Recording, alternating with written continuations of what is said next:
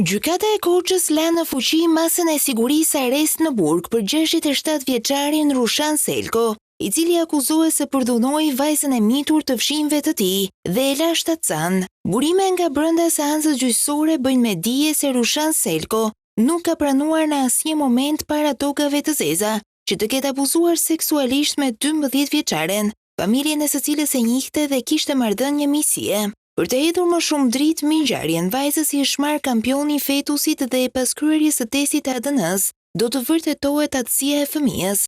Analizat pritet të dalin brenda 3 javësh dhe organi akuzës kërkoi që 67 vjeçari të mbahet në qeli, gjë që u pranua nga trupi gjykues. Dyshohet se ngjarja e rëndë ka ndodhur në muajin gusht në fshatin Piskupat të Pogradecit. 12 vjeçaria ka qenë vazhdimisht në kërcënimet e të moshuarit për të mos treguar për atë çfarë kishte ndodhur, por gjithçka u zbulua kur trupi i saj filloi të ndryshonte dhe u vure nga prindrit, të cilët e çuan për ekzaminime mjekësore dhe zbuluan se e mitura ishte 22 javësh e shtatcan. Më pas, vajza e rrëfeu gjithçka që kishte ndodhur.